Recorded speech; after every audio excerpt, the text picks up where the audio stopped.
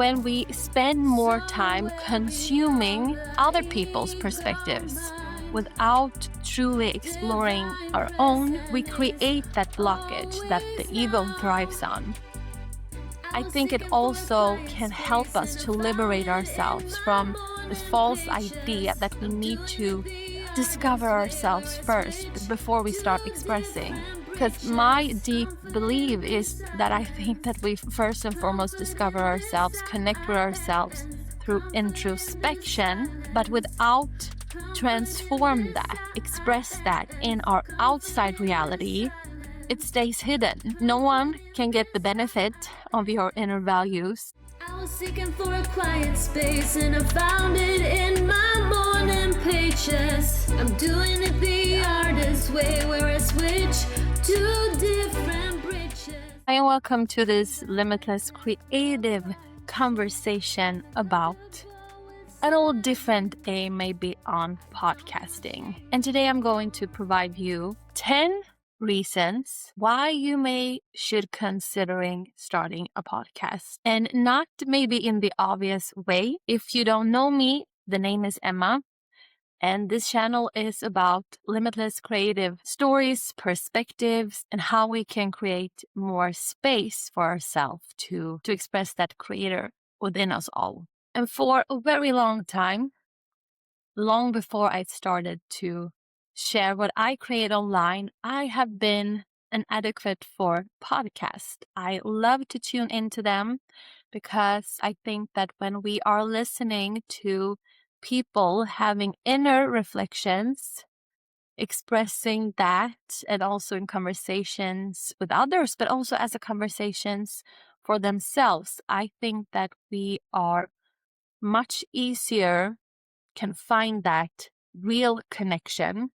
And I know that listening to others' conversations through the medium of podcasting has helped me a lot with my paradigm shifts, because the thing is, there is often this talk about providing value. And of course we want to do that, but providing value in terms of serving other, but also turning that service into an income. But practical steps and all are great, can be great, but without the paradigm shift, where we actually feel that connection in that step, that this is something that actually really inspires me or resonates with me, that is when people don't take the tips, the knowledge, and put it into action, and therefore stay pretty much the same. So paradigm shift is important, and to connect with whatever we want to try out on an emotional level, not just an intellectual level. But anyway, the list for today, starting with how I think that podcasting can help you hear yourself again. Because we live in a world filled with so much noise. Social media, news, other people's opinions about everything, expectations, and cultural programming. And I think that when we spend more time consuming other people's perspectives without truly exploring our own, we create that blockage that the ego thrives on. And the ego start to build those limiting identities, telling us who we are and what we are not. So we don't step beyond those limitations and beyond and within, where we actually can explore our true voice. And I think that when you start to speak more openly, you often discover what your beliefs actually are. And you can also discover those limiting beliefs. Do I really believe in that? You can discover which beliefs you inherited from your upbringing and from others, from the people that you socialize with, and also detect the beliefs, the limiting beliefs that doesn't serve you anymore. And one little note on the inner voice. I do believe that we are infinite beings and that the inner voice is not limited to one specific sound or one specific pace or one specific rhythm. That's the whole point. And when we start to express that, I think we break through the bars of identity. So for me, sometimes the value, I think, with having those real conversations, just yapping about whatever pops up in your mind and follow that direction. Follow that direction both in terms of exploring, is this really true? But also noticing what is actually going on up there. Is this outdated data? Because sometimes I think when you talk to the same people, your conversations have this ceiling of what you usually talk about and how you express yourself. But podcasting, having those unstructured conversations with yourself and allow it to pivot, that is power to go beyond your mind and hear that inner voice again. And number 2 on the list is revealing those hidden patterns. Because when we suppress our thoughts and emotion because they don't fit into a specific situation, a specific format, a specific conversation, they don't disappear. They stay in your system. And through honest expression, doing that yapping with yourself, it can help you reveal limiting beliefs once again, but also the shame that often comes when we suppress things that we think are wrong, things that we don't want to feel, and think that the only way to get rid of that is to resist it as much as possible, instead of bringing it up into the light where you can actually detect it and view it as the observer. That is when it can dissolve. And we can also discover inherited conditionings that we don't always even understand are there until we start to express them. Once again, bring them into the light. And we can detect fear-based identities. I'm no creator. I cannot share my voice online. I sound so odd. Those long pauses where I just go blank. Who would listen to me? And so on and so on and so on. These are limiting beliefs regarding this constructed identity by your ego mind. And I think that podcasting also is a great form to discover those emotional patterns that we unconsciously carry. And speaking openly can become the service of releasing a kind of an emotional and mental declutter.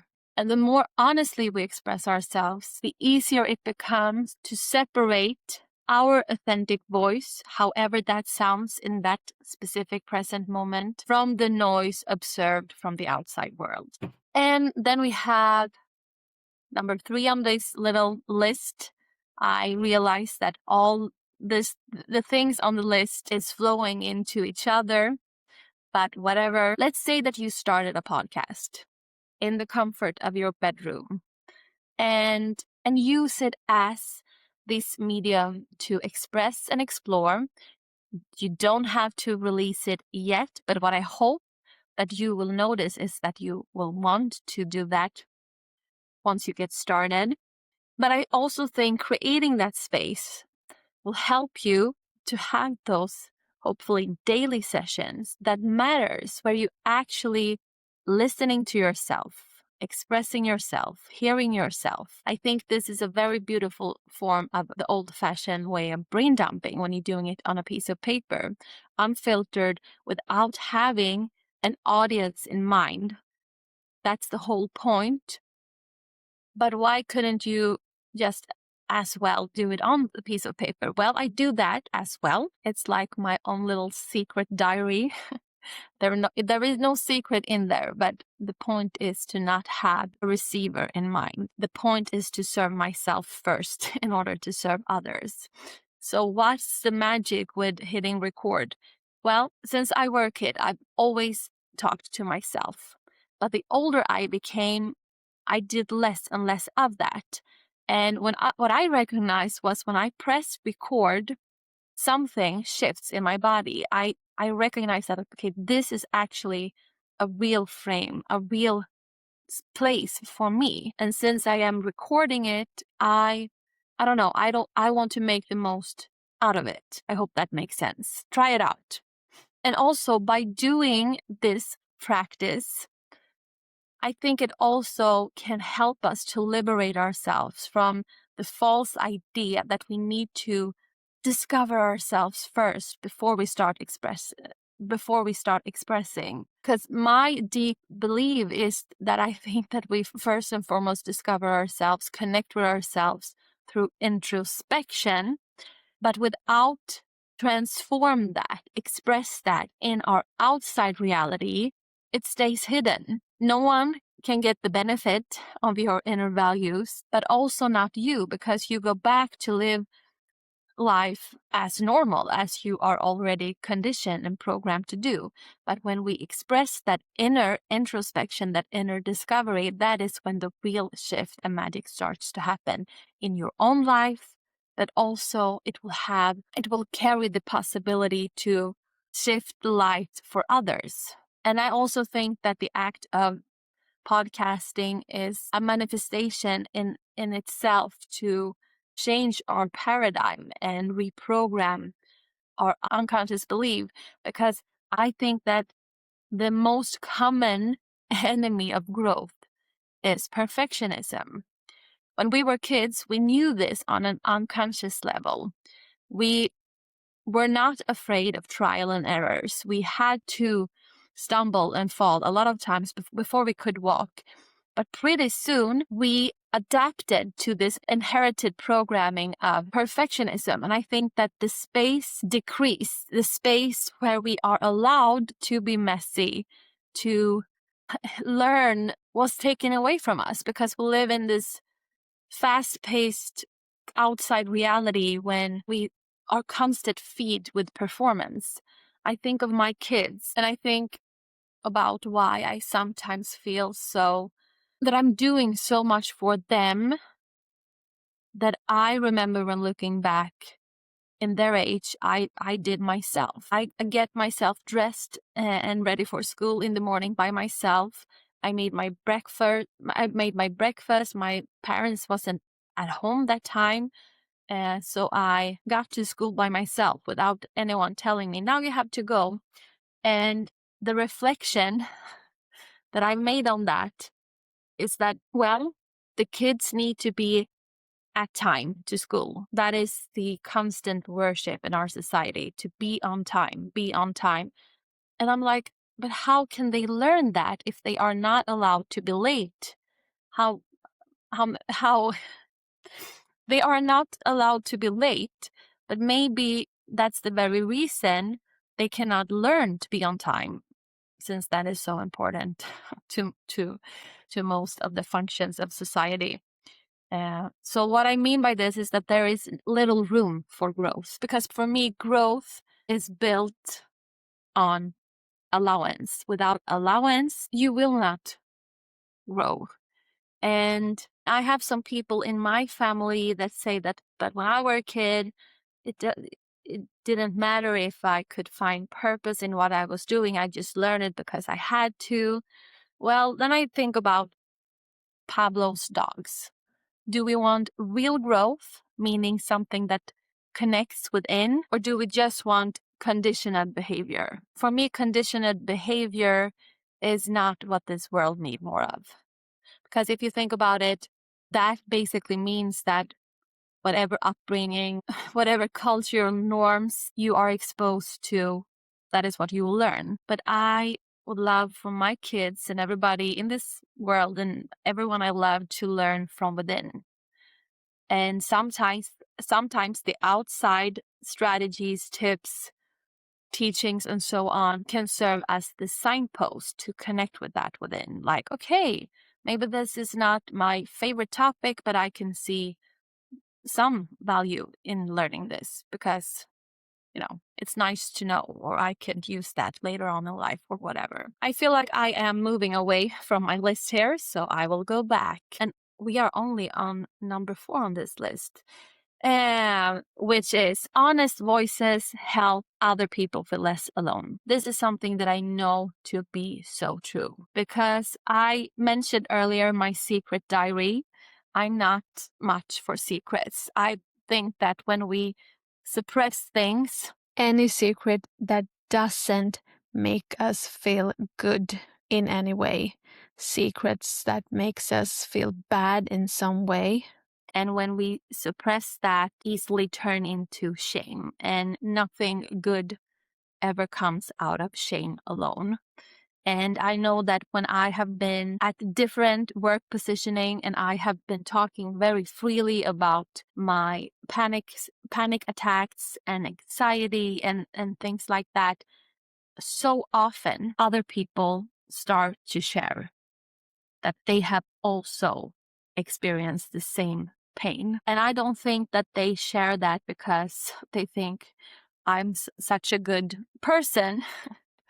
I think it's more about I invite them, I give them the key by sharing my shame, my struggles, to say that this is okay. And you don't have to feel bad. You don't have to feel like there's something wrong with you. Because we are so many that have had the same diseases and sickness in our system. And I also think that this also, by sharing our own bad experiences, can also serve as the path for others to more clearly see their own and also recognize that, okay, this is not me. This is not my identity. This does not belong to me. I have experienced it, but it doesn't define who I am. Sometimes the signpost we need the most to get to the direction, the path of healing, can sometimes be realizing I'm not the only one who feels like this. And podcasting is such a wonderful medium, I think, if we use it as a medium to speak honestly about our inner experiences, struggles, fears, and dreams, guilt or confusion. They can work as mirrors for others, not mirrors to identify with, but to see themselves more clearly. Okay, this is something that I recognize within me. And when we recognize things with ourselves, everything that doesn't belong there, that everything that is constructed as a false form of identity, is something that we can allow to ascend to the light of our awareness, where it actually can dissolve. And I also think that authentic expression creates human connection. And if we could build more and more stages where the authentic expression is normal, not something that we judge one another over, I think that can create the bridges that this world needs, bridges of compassion for one another, but also compassion for ourselves. So if you have had a terrible experience or acting in a way this week, this month, this year, this very morning, instead of guilt tripping yourself and feeling awful, allow it to leave you by sharing it. And I think that can work as, once again, a space of allowance, not accepting, not that we want other people to agree to our bad behaviors, but to see like, okay, you've done terrible things, and we all have, but it doesn't define your worth, because by sharing it, other people can see you want to learn from it and do better. And podcasting can, if you allow it to and release it, can also remind that the many things we carry in silence are shared human experiences. And realizing can be deeply healing, or the first step towards healing. And number 5 on the list, this is my favorite: podcasting challenges the culture of performance. Because I think we live in a culture that many of us feel pressured to say the right things, don't upset anyone, appear perfect, avoid mistakes at all costs. But when we avoid mistakes at all costs, rather than striving and embracing the paths of trying to do right, whatever that is, because right always depends on other people's perspective and perception. But that when I talk about doing right, I mean that inner sense of I'm doing the best I can. And there will be people that misunderstand me. There will be people that I hurt due to my choices.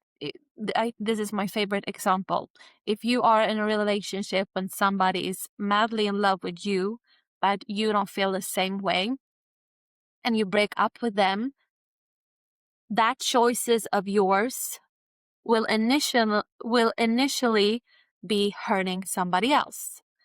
Even if I don't believe that anybody truly would want to be in a relationship where the one that we are in love with doesn't respond to that in the same way. But what I mean by this example is that hurting others is sometimes initial parts of the process of actually doing more good, because we need to do good by ourselves first in order to bring that good intentional energy and put it out in the world, in our relationships to others. And once again, avoiding mistakes, of course we don't want to do them, but if that takes the larger part of our focus, avoiding mistakes, where is the room for actually discovering the good within ourselves, but also the good in others? Because I think that when we have that lens of detecting mistakes in ourselves, we carry that lens when we interact with others. I think that people that are so afraid to make mistakes often is the people that acknowledge the wrongs in others. And I don't think that that will ever be the path to make this world a better place. We need to view, discover, and follow the good in ourselves first. I think that should always be the compass. And that is also the very way to detect and recognize the good and beauty in others as well. And also, avoiding mistakes fuels the program of perfectionism, but once again, there is no growth. Perfectionism is the enemy of growth. And I would love to live in a world where mistakes is viewed as the beautiful path of learning, evolving, and learning from the mistakes, but also tapping into the compass that outshine the darkness of avoiding.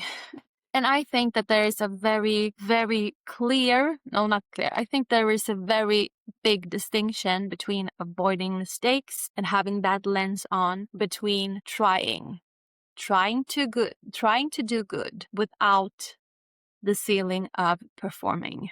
And moving on to number 6 on the list, podcasting. If you try it, but also if you dare to share it, please dare to share it. It can help you reconnect with your inner compass, a compass that I so often talk about that comes from within, not the compass of the goal or the obsessive need for reaching a specific outcome, but the compass within that feels like flow, that feels like alignment, serenity, peace, joy, excitement. Because the thing is, when we suppress that inner voice for too long, we often start to measuring our worth with outside validation. First of all, we should never measure our worth. It's infinite and comes from within. And validation can only hold it for so long. I mean, just look at so-called successful people. The more people that view them as awesome, that applaud them, the wider, the more of an audience they get, the more perspectives they invite. So we have the perspectives of people who think, well, this is great, she is awesome, or he is awesome. And then we have the perspectives that doesn't resonate with it. So the validation is a very limited container of worth, and you are always depending on who holds that container. If you think about it, if you have colleagues and 9 of them think you did an awesome performance, you feel amazing. But then we have 2 that were like, yeah, you could do that better. And when you interact with those 2 that didn't, approved, who decide on the worth in that? Who is the decider of your worth? Think about that. And I think that when we start to create that space, whatever it is, podcasting, but I really encourage you to start your own, you will start to begin connecting with something so much deeper. And that is the clear voice carrying your inner guidance. So having those conversations with yourself first, but allowing it to share, allowing it to serve, it can help you trust yourself more, trust yourself to explore. It's perfectly fine. You don't have to decide on everything all the time. Liberate from that false illusion. Reconnect with your intuition. Okay, what is it, what I'm actually feeling now? Well, does this feel good talking about? This is something that I want to bring more into my life. This really shows me which direction I want to take next. But also the bad feelings. Okay, why are they there? These are probably not the voice from my infinite source of everything. This is probably the voice from my conditioned mind, from my ego. Maybe I should not follow that direction. So podcasting can work as a service provider for yourself to connect with that intuition. It also strengthens self-awareness. You become more aware about the thoughts that operates your vehicle, and you can build a relationship, a loving relationship with your authentic voice instead of external applause. Number 7, podcasting encourages compassion and perspective. I think that when people share their inner worlds, we gain access we may never otherwise understand. And I think that creates empathy, because compassion grows when people stop hiding behind roles given to us by others, but also created by our own ego mind identity. And we start to speak from the real human experience without identifying with it. So I think that podcasting has the power to expand perspectives, your own and others, if you allow them to tune in, deepening understanding for yourself, but also allow others to understand you, to humanize experiences that might otherwise remain invisible. The more honestly people express themselves, the more we realize how connected we truly are. And a little note on this: when I talk about expressing ourselves, I'm not talking about fixed opinions. I think this, I think that. I talk about allowing to follow your ideas, follow the thoughts, even the negative thought patterns, to see, okay, what are they actually hiding, and what can they reveal if I allow it to show. So it's less about fixed opinions and more about vibrant perspectives, and strengthen the muscle to shift those perspectives, to not have one fixed perspective on everything. Number 8, this is something that I really want you to hear, because I can almost hear your thoughts. Why should anybody listen to me? Is not that an act of a narcissism or narcissistic behavior, talking about myself and thinking that my voice matters so much? Well, no. Authentic expression is not selfish. The performative act of expression can sometimes be a little bit narcissistic. I don't know. But when you express authentically, and authentically is not about your brand voice, thinking about your fixed role, your fixed identity. It's the opposite. Authentic means whatever is going on in this specific moment. When you share that, it becomes service. You allow it to serve. Because when we speak honestly, it often gives other people permission to stop hiding too. As the example that I gave you, when I talked about my anxiety and panic attacks, other people opened up. People that I think that otherwise probably will not mention it to anyone, because they came to me like almost in silence, like, yeah, I know I have had this and that experience. And yeah. So here is what matters. Your stories, your reflections, your questions, they are so powerful. They can help your questions help you go beyond and inwards, beyond the limits of your identity. But it also is the element of coaching when we have open questions. And I think questions is so much more powerful than opinions. I also think that we live in a day and age where people often like to hear about our opinions. And since I were a kid, I've always almost responded like this. Well, what I feel right now is that, whatever perspective that I had at the time being, because I knew on a deeper level that this will probably change. And I also feel like when we have those honest reflections, you can go into a conversation thinking that you know it all. You think, what your opinion is about a topic, about a question, but then you hear other people resonate and you're like, yeah, I didn't see it that before, but thank you for providing my perspectives. Now I can see this very same topic or issue from a completely different, more serving angle. So instead of positioning yourself as the authority by your opinions, fixed opinions, you invite other people to tune into you, to your frequency. And that in itself can be the energy value exchange that they needed this very moment. And now we have 9 on the list.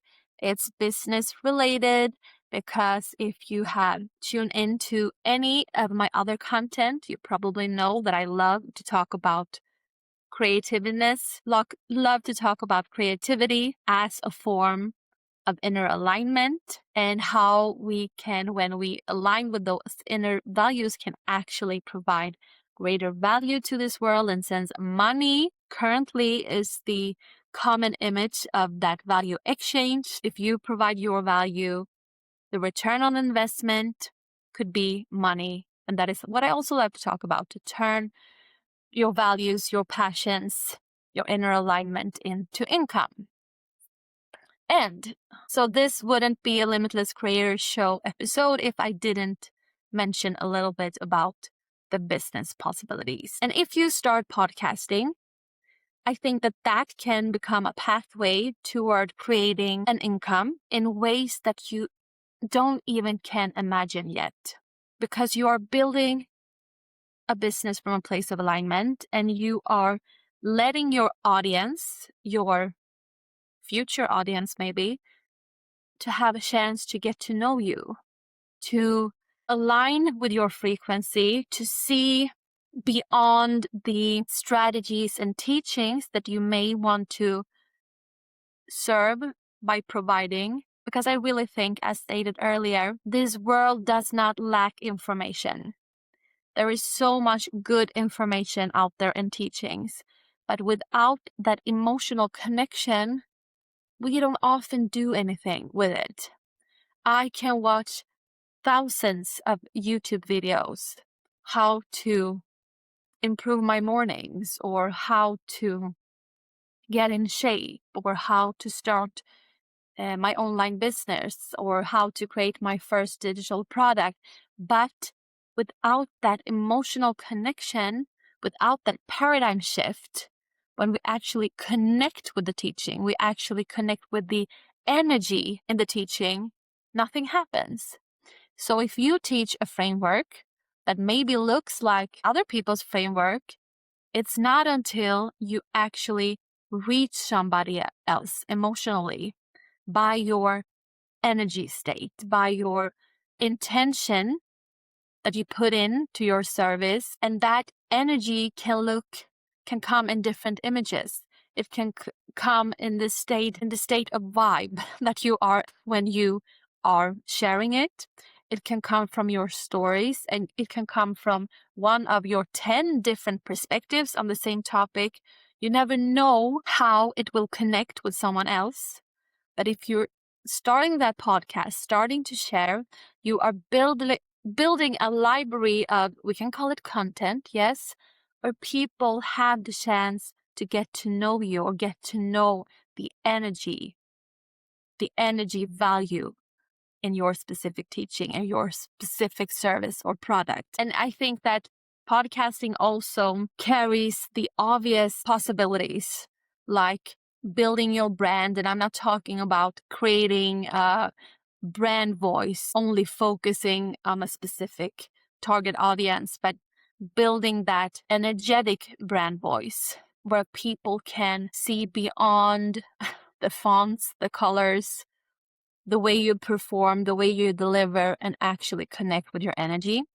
You also position yourself as the I don't like this word, but as the authority, because you are the expert and authority on your own perspectives, your current perspectives, and your own lived experience up to this point.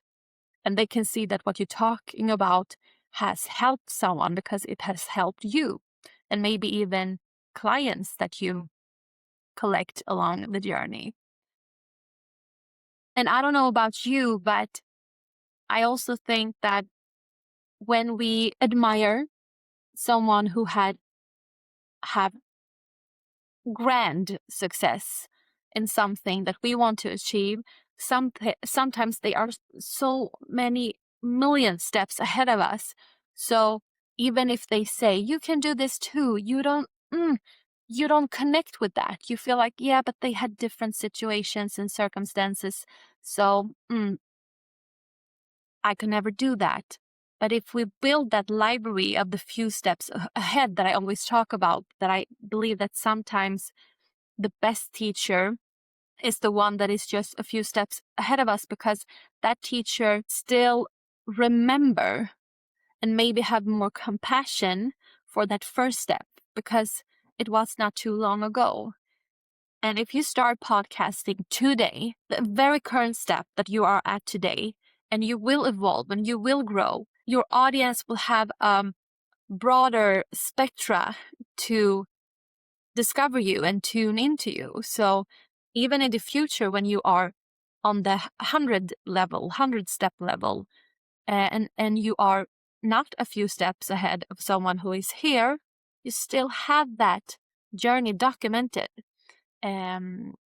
So I think that is a beautiful way for people to tap into you, to discover you from different stages and different angles based on where they are currently at in their journey. And I also think that having those real conversations through the medium of a podcast, it can work as the foundation for your business, built from that genuine value instead of the performance. Because performance is something that we can enjoy tuning into, we can enjoy viewing it, but it doesn't carry maybe that energy to ignite the paradigm shifts needed for us to actually take action. Oh, and number 10 on this list. Okay, this episode was so much longer than I intended to. That is that podcasting allows your inner world to take space, because it allows your inner world to be visible, not only to others, but more importantly to yourself in your everyday life. So I think it serves as a place to create space for this inner discovery, alignment, and growth to happen on the outside in your everyday life, but also can help us to remove from the conditioning of constantly adapting ourselves to external systems. I think that podcasting invites you to bring more of yourself into the world. And I do believe that when people create from alignment, from joy, sincerity, compassion, forgiveness, curiosity, we contribute with something real to humanity. Something that is vibrant and alive. So there you had it, the entire list of reasons why you should start your podcast. I know that the directions of the list all integrated with each other, but I think that is great, because I think it's only our ego that constantly need to separate things and divide it into different containers. But here we do things differently. We are letting our inner shine, our inner alignment be the compass, but also the guidance for what we share and create and how we serve others. This was the first episode in a series of 12 about podcasting. So this was my spiritual take on why I think that you should consider starting your very own podcast for the reasons that I mentioned. But of course, we will also talk about podcasting as a way to building that business of yours online, where you are providing value by sharing your inner creator with the world. See you there. I'm back at the crime scene and uncomfortable with silence. I don't feel no shame anymore.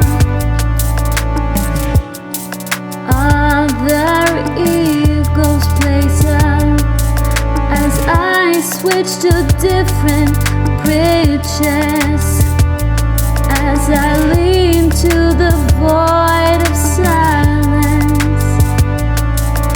The anger and the actions are gone. Peace of forgiveness is taking place. Somewhere beyond the ego mind, divine presence is always now. I was seeking for a quiet space and I found it in my morning pages. I'm doing it the artist way, where I switch